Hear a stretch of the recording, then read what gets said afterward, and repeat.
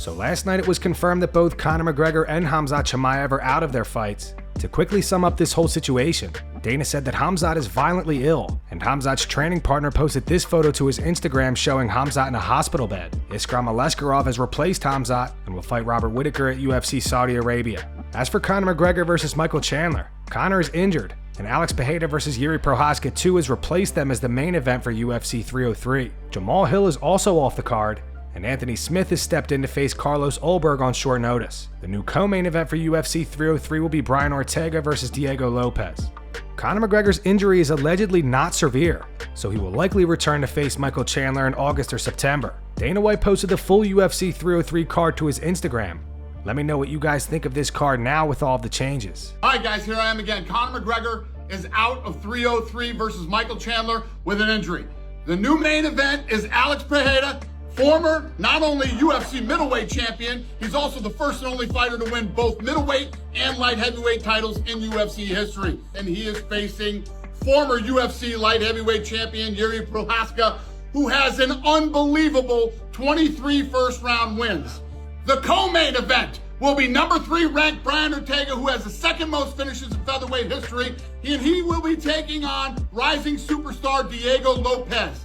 Jamal Hill is out with a knee injury. Carlos Ulberg, he's on a 6-fight win streak, will now be taking on Anthony Smith. Conor injury is not severe. Not severe. I think he can be back in 2 months. I'm not going to say what it is because I've been asked not to say, and you have to respect that. All this is going on in the Twitter sphere. It's man. I think we were all looking forward to a Conor McGregor fight. It's been too long. Kamaru Usman reacts to the clip going around of Khabib pushing for him to fight Shavkat Rakhmonov next. Kamaru says he's ready to fight anybody. And what's your Shavkat? What fight's gonna make you nervous? What fight gonna push you on training? What does it mean if he beats Shavkat? Your next contender? 100%. Everyone's acting like this clip is something that was done last week. They filmed this and then they posted it out. Guys, this was done a year ago. And after that, guess what? I stepped in there on 9 days notice and fought possibly the most dangerous guy in the UFC at that time, Khamzat Chimaev. So what you saying? There's nothing to say, you know. When I do get back into the octagon, I don't give a flying frick who it is. Shavkat, if it's JDM, if it's this guy, if it's Leon Edwards, or if it's Belal, I don't care who it is. When I'm ready to step back into the octagon and I want to fight somebody, I don't give a I'll fight who I need to fight. In a recent interview with the streamer Sneeko, Belal Muhammad says that he believes he will knock Leon Edwards out at UFC 304. So, do you have a specific game plan against Leon Edwards that we don't already know yet? I've seen some, I don't know if criticism, but I saw Gilbert was saying, like, it seems like he thought that the decision was unfair, and some people, do you have what are your predictions for the fight against Leon, or how do you think it's going to be any different from previous fights? I mean, honestly, I think I go in there and I knock him out.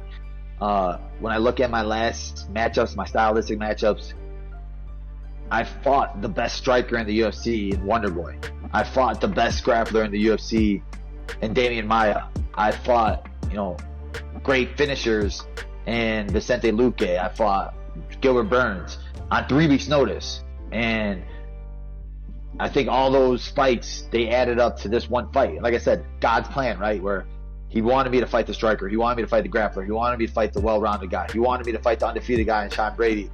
And all those things, they just leveled me up. And I think right now, the version of myself, the best version of myself. And I think that Leon's going to get in there. Him and his team, they're in Manchester, they're going to be surprised. They're going to be in for a rude awakening. People will say whatever they want to say. But my last full camp, I knocked out Sean Brady. Gilbert Burns fight was a 3 week notice fight. So we're going off my last full camp, and it was a knockout. This fight, I'm going to knock out Leon Edwards. We've been training for this guy for 2 years. Gilbert Burns believes that Dominick Reyes did beat John Jones. Man, the fight was so long ago that I don't remember, but I remember at the time, some people were saying that he beat Jones. He did. Right? In my opinion, he did beat John Jones. Yeah. But then after that, I guess too, like, like you arguably beat the guy, right? You arguably beat John Jones, but they didn't give it to you. that's kind of like you feel good, but you feel bad because you didn't win the fight. Right. And then after that, they just give you monster. Jan Blachowicz, they give you the other former champ. They just give you monster. So yeah, I get it, you know. So, but he was 30 years old, you know. Yeah, but mentally too. Mentally, kind of like was not a thing after the other. You won, they didn't give it to you, and then another tough fight, and then you lose, and then another tough fight, and you lose, and then another tough fight, you lose. Yeah. So yes, still like. Except Ryan Spann. That Ryan Spann loss is what confused me, bro. Yeah. Merab Dvalishvili discusses his loss to Ricky Simón back in 2018 and explains how he will avoid losing to Sean O'Malley. Merab says he was too hungry for a finish in the fight against Ricky. He went undefeated ever since at 10-0. Speaking to Bradley Martin, Merab said, "My second fight I was fighting a very tough guy, Ricky Simón. He was good everywhere, and I was trying to finish him. And then I was going and punching him, and then I even dropped him. Tried to knock him out. I tried some submission, nothing was working, but I was winning the fight. It was 1 minute left and I take him down. I make the decision that I'm going to take him down and finish on top. And when I lift and when I jump, I hit my head to the floor. I knocked myself out, and at the time, he grabbed my neck and tried to choke me out on top. I don't tap, I don't sleep. I was still fighting. The referees say, oh, he was in and out of consciousness. They gave him the TKO or something. After that, I make decision like, you know what? I'm going to take people down and I'm going to have fun with it. I'm not going to chase the finish, and I'm not going to risk. After that, I became more smart fighter. Before I used to be wild, but now I play with my opponents." Dustin Poirier took a dig at Conor McGregor today following the news of him pulling out of UFC 303. Just a few days ago, Conor mocked Dustin and Islam for UFC 302, allegedly doing 500,000 pay-per-view buys. On X, Conor wrote 500K pay-per-view buys 302 done, a nothing burger. After the news of Conor pulling out, Dustin posted this. He wrote hashtag nothing burger.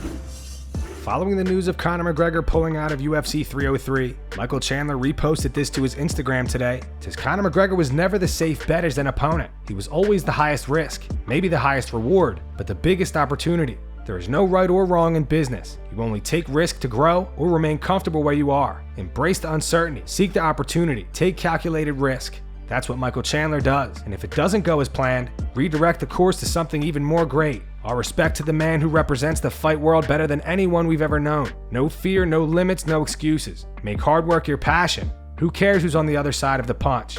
And that's going to wrap it up for the news. Thanks for watching. For daily MMA news and content, subscribe to Full Mount MMA and click the bell icon to be notified when we post videos. Here are the 3 top comments from last video. The first one's from Jay Sterling. It says, I want to say I'm surprised, but it's Khamzat. Not knowing whether or not he'll fight is just a part of his legacy. The second one's from Big Dre from the Bay. It says, Khamzat is taking a little from Costa as one of the least reliable fighters on the roster. And the final one says, this sucks. I really wanted to see Whitaker versus Khamzat. Those were the 3 top comments from last video. If you want to be featured in the next one, all you have to do is comment down below. And if you missed yesterday's news, click the video on screen right now to get caught up.